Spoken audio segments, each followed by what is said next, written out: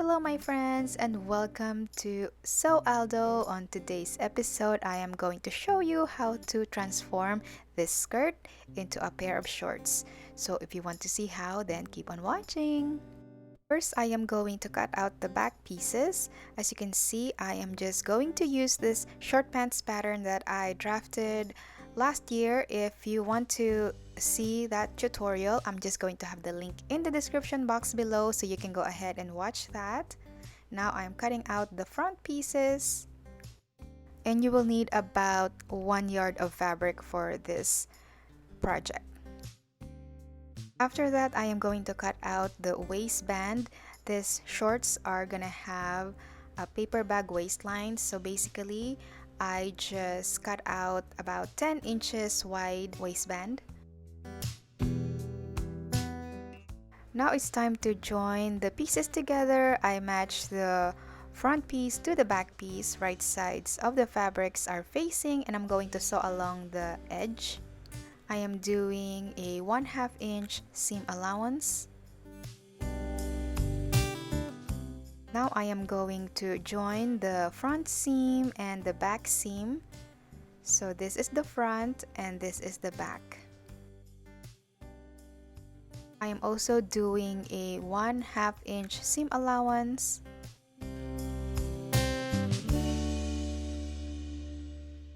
The back seam has more curves, so as you sew along the curve, just kind of help your fabric turn without pulling or stretching the fabric. Now it's time to join the crotch seam. You can see when I cut out the short pieces, I took advantage of the finish hemline, so I don't have to do that later on.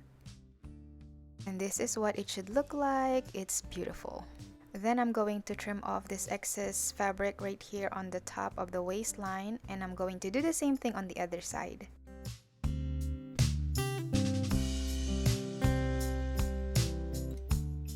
Now it's time to adjust the waistband. As you can see, I'm just going to match it, making sure that it is the same width as the short pant waist.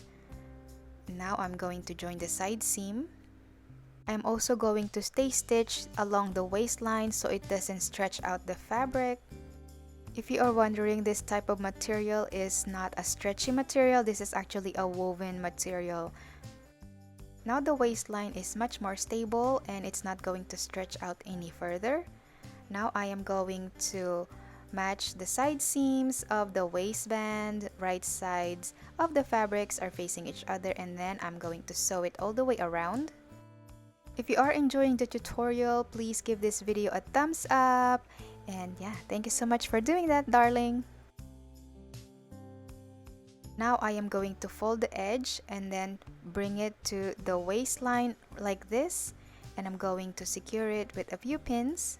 I also press the waistband so it sits properly and it's so much easier to work with. To get the paper bag effect, I am going to make some small casing for this elastic. I didn't have a 1/2 inch width elastic, so I decided to use a 1/4 inch, and I'm just going to make a few casing for it. First, I'm going to sew a straight stitch on the top, and then the rest of the stitching are gonna have an opening so I can feed the elastic through. I ended up doing 4 rows of stitching.